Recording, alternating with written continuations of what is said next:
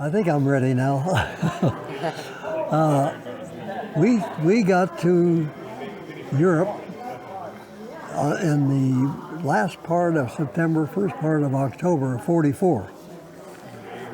Battle of the Bulge started the 16th of December, '44.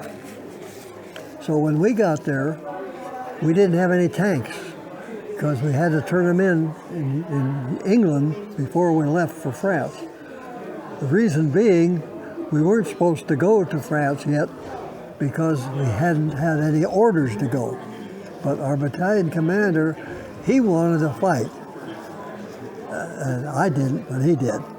So anyway, he conned somebody into giving them 2 LSTs so he could take the battalion over to France. We got to France, we were told we were going to get new tanks.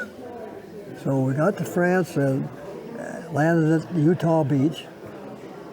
We asked the beach master there, where do we get our tanks? And he said, tanks? He said, I don't know anything about tanks, I'm in the Navy. He said, well, what do you suggest we do? I said, well, send somebody up to 1st Army headquarters and find out where they want you and where you get your tanks.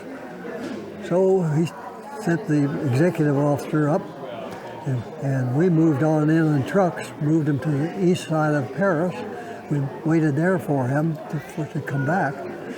He came back and he said, go up to the town of Neufchâteau and stay there and keep law and order.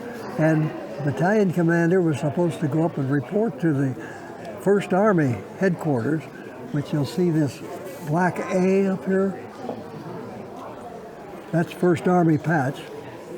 And report in there because the general wanted to talk to you. So he thought, oh boy. So he went up and he reported in, and the general says, first of all, why are you here? He says, because we want to fight. And he says, who told you you could come? And he says, well, I asked somebody over there and they gave me permission, which was a lie. But anyway, he's trying to cover himself. So he continued on. The general said, well, we don't think we're going to need you because we think the war is over. But he says, since we've got you, you stay in that town there, Neufchâteau, and just keep law and order and patrol around the place and make sure everybody stays off the streets during the curfew. And so that's what we did, and they gave us 2 tanks to practice using. And so then when the Bulge started at 6 o'clock in the morning on the 16th of December, why, they were looking all over for all the tanks they could get. So they found the assistant general, commanding general of the 30th Infantry Division, found out that we were there, but we didn't have any tanks. So he said, take all your people down to the ordnance depot, take anything you want, but take all the vehicles and be ready to fight. So we all went down there. We had to clean up all the vehicles. All of them were war horses, gone. Had holes in them, didn't work, had no gun sights on them, had no radios in them. So we had to borrow one off of different ones. We put together 2 Sherman tanks and 1 M36, which was a tank destroyer. And we got those ready, and we were contacted by the 30th Division. They said, are you ready to go? And I said, well, we've only got 2 tanks and 1 tank destroyer and a couple of M8 armored cars, and got a few Jeeps, but they weren't worth anything as far as fighting went. So anyway, they said, well, we want you to take them down to the train station at the town of Stoumont. Well, the train station was about 3 miles out of Stoumont. So there was a big, long, sweeping curve, and the train station sits down here. So we were coming in like this. As we got around the corner, the first tank saw the first German tank and shot and knocked it out. Tried to reload the main gun, and the round got stuck in the breech. So he motioned with his hand for the next tank to come around. Because you didn't have any radios. Because we didn't have radios. So he came around and he came face to face with the second German tank. And he knocked it out. So then the last one was the tank destroyer. He had a 90 millimeter gun on it. And that was a good gun. And it came around the corner and he saw the third German tank and he knocked it off with 3 rounds on that 90 millimeter. He practically blew it apart with the 90 millimeters. Consequently, the infantry was in the ditches, and they were happy to see us. So what happened was, in the first half hour of combat, our unit, with this make-believe, put-together tanks, stopped the 1st SS Panzer Division, Adolf Hitler. That's another kind of tank. That's a different story completely. They didn't use those in combat. That was when they were in training. It was called a CDL tank, CDL standing for Canal Defense Light, which was a put-together name, didn't mean anything.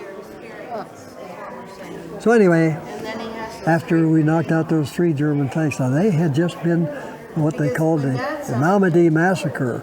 They had just killed almost 100 American servicemen, and then they came over and tried to take the train station there because they were coming into that area.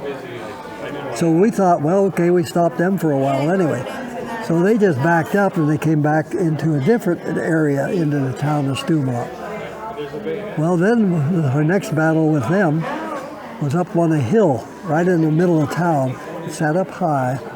The town was all here, and they had a German tank sitting at the end of this hospital, a log hospital, and they would fire down the hallway of the hospital every time somebody tried to leave. Well, there was a bunch of 30th Infantry Division troops in that hospital. They couldn't get out, because every time they tried, they'd fire a round down through there. So we had to get our tanks up on the hill because we couldn't hit that tank up there. It was too high. So what we did, we built a corduroy road. Do you know what a corduroy road is? No? All right. Sure. A corduroy road is this. If you got a muddy road or a hill that you're trying to get up, you get logs or anything that you can lay together like this and give yourself some traction. You can go over these things. You can put as many as you want, and you get traction to go up on the hill. That's what a corduroy road is. And they did it at night. It's just like corduroy pants, you know. They have the little bump material, you know, just like your finger. Give you traction. So anyway, we got up there and knocked out that tank. And when we did, we freed the infantrymen. And it went to the basement, and we found that there was 92 old men and women and young babies, kids, that a Catholic priest was keeping quiet. Had the Germans known they were there, they would have come down there and shot every one of them. But thank God that priest was able to keep them quiet. And they taught their kids, from that time on, their kids are always taught, even today, when you see an American, you shake their hand and you thank them for their liberation. Thank you for my freedom. And the kids walk up to you and say that to you. You don't see that here in this country at all, but that happened over there. And then the battle just went on until finally we defeated them. We had a heck of a fight going through the Siegfried line. We had to go through twice, once in the north and once in the south. And then we went on up to the Baltic Sea, and that's where we were when the war ended. And that was about it in a nutshell.